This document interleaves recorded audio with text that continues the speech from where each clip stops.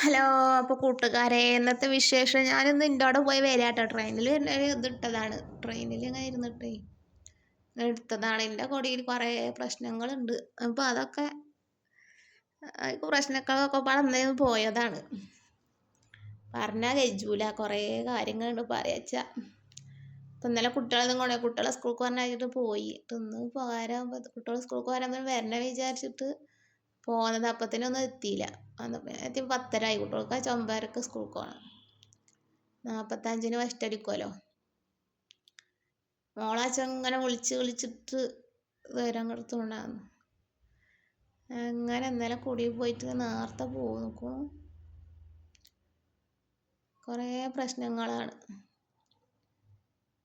എന്താണെന്നറിയില്ല. ഇന്നലെ 2:30 പോയത്. എന്നിട്ട് ഇന്ന് 9:10 ട്രെയിൻ ഉണ്ട്. അതിനാണ് പോകുന്നത്. അത് വരുമ്പോൾ അങ്ങനെ എടുത്തതാണ്. അപ്പോൾ എല്ലാവരും സപ്പോർട്ട് ചെയ്യുക. എന്തെങ്കിലുമൊക്കെ നമുക്ക് ആരുമില്ല ആളുമില്ല. ഇടങ്ങറ് പറയാനും ബുദ്ധിമുട്ട് പറയാനൊന്നും ആരുമില്ല. ആരോട് പറഞ്ഞാൽ ഒരു വിലയില്ല. അങ്ങനത്തെ ഒക്കെ ഒരവസ്ഥയിൽ കൂടെ അങ്ങനെ കടന്നു പോവുക. നമുക്ക് നമ്മൾ തന്നെ ഉള്ളൂ. പിന്നെ അലി റസൂലും ഉണ്ട്, തന്നെ ഉള്ളൂ. നിങ്ങളൊക്കെ ഒന്ന് സപ്പോർട്ട് ചെയ്ത് ജീവിച്ച് പോകാറുണ്ട്. അല്ലെങ്കിൽ ജീവിച്ച് പോകാനും ബുദ്ധിയില്ലാത്ത അവസ്ഥയാണ്. എന്താ വേണ്ടതെന്ന് വെച്ചല്ല.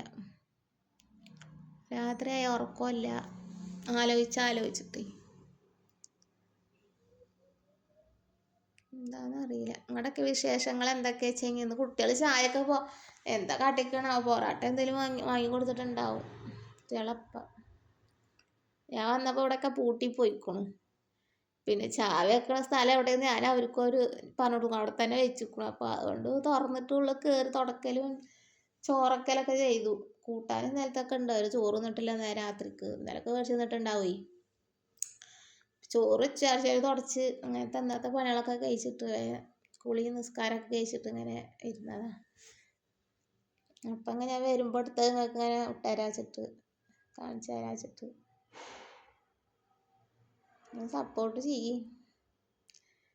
നിങ്ങളെ വിചാരിച്ചാലൊക്കെ നമ്മളെ രക്ഷപ്പെടുത്താൻ പറ്റും. ഷെയർ ലൈക്കൊക്കെ ചെയ്യും, സബ്സ്ക്രൈബൊക്കെ ചെയ്തിട്ട് നല്ല വിചാരിക്കണം.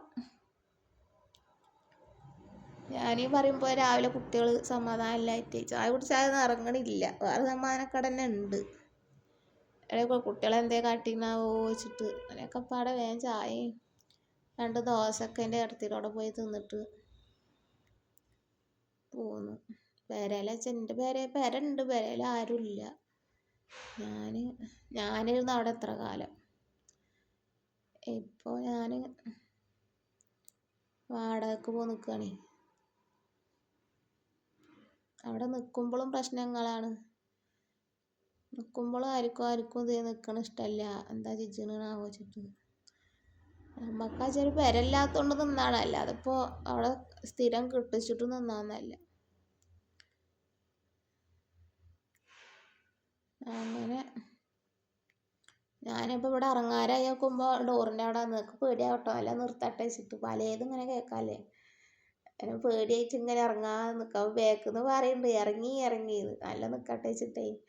ഇപ്പോൾ കാലാണ്ട് വെച്ചിട്ട് കാലാണ്ട് അവിടെ പോകുകയെന്ന് ചെയ്ത് വെച്ചെങ്കിൽ ആരുമില്ല.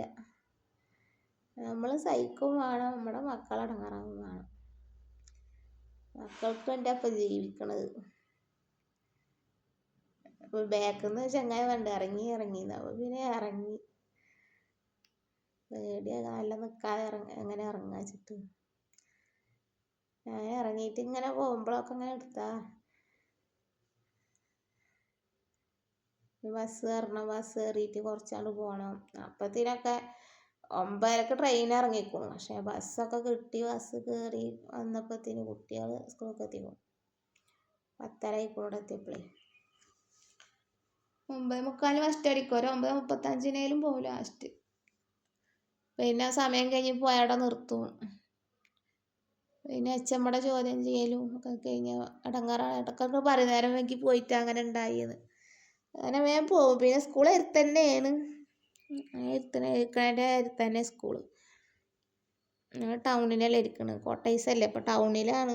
അപ്പോൾ അതിൻ്റെ സ്കൂളിൻ്റെ മുന്നിൽ തന്നെയാണ്. അത് കാരണം എന്നാലും 35 വരെ ആക്കോളൂ, 35 പോവും. എന്നാൽ ശരി, നാളെ കാണാം. അസ്സലാമു അലൈക്കും.